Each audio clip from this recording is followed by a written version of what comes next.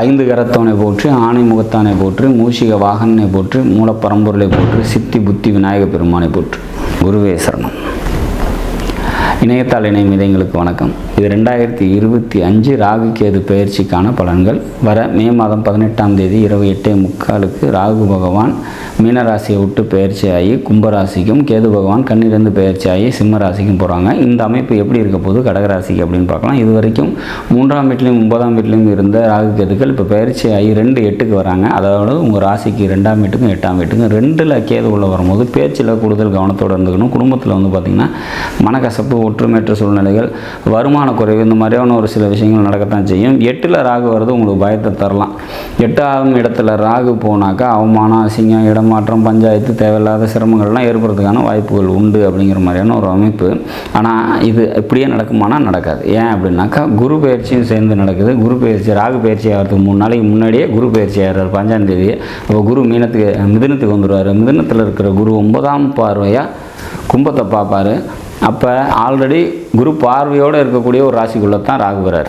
So அப்போ எந்த வித தீய பலனும் ஒரு வருஷத்துக்கு கண்டிப்பாக இந்த ராகு தரமாட்டார் அப்படிங்கிறத புரிஞ்சுக்கணும். சப்போஸ் இந்த ராகுவால் எது நடந்தாலும் அதை சமாளிக்கக்கூடிய சக்தி மாற்றலும் இந்த குரு கொடுக்கும் அப்படிங்கிறத புரிஞ்சுக்கணும். உங்களோட ஜனனகால ஜாதகத்தில் கும்பராசிக்குள்ளேயும் சிம்ம ராசிக்குள்ளேயும் ஏதாவது வக்ரம் பெற்ற கிரகங்கள் இருக்குது அப்படின்னா அந்த கிரகத்தின் மூலமாக பல நன்மைகளை தந்தே தீரும் இந்த ராகு பகவான், கேது பகவான் அப்படிங்கிறத புரிஞ்சுக்கணும். சப்போஸ் 1991 பிறந்திருக்கீங்க அப்படின்னா அங்கே குரு சிம்மத்தில் இருப்பார். அப்போ அந்த குரு வக்ரமாக இருக்க சூழ்நிலையில் பிறந்திருந்தீங்க அப்படின்னா அதன் மேலே இந்த கேது ட்ராவல் ஆகக்கூடிய டைம் பொருளாதாரம் ரீதியான முன்னேற்றங்கள் ஏற்படும் அப்படிங்கிறத எடுத்துக்கலாம். சப்போஸ் 1986 பிறந்திருக்கீங்க அப்படின்னாக்கா அங்கே கும்பத்தில் குரு இருப்பார். அது மேலே அந்த குரு வக்ரமாக இருந்தது அப்படின்னா அங்கே ராகு ட்ராவல் ஆகக்கூடிய டைம் பார்த்திங்கன்னா உங்களுக்கு பல முன்னேற்றமான சூழ்நிலைகள் ஏற்படும், பொருளாதாரம் நல்லாயிருக்கும் அப்படின்னு எடுத்துக்கலாம்.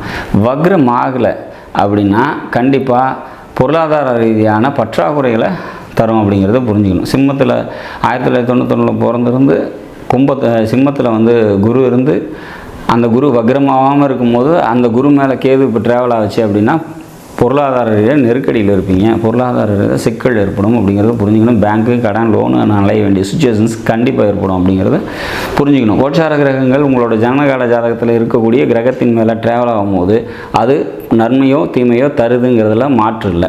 சப்போஸ் மாசி மாதம் பிறந்துருக்கீங்க, அங்கே சூரியன் இருக்கும் இல்லையா, நீங்கள் கடகராசியில் பிறந்து மாசி மாதத்தில் பிறந்திருந்தீங்க அப்படின்னா அப்போ அங்கே சூரியன் இருக்கும் கும்பத்தில். அது மேலே ராகு போகும்போது அவமானங்கள் ஏற்படுறதுக்கு வாய்ப்பு உண்டு.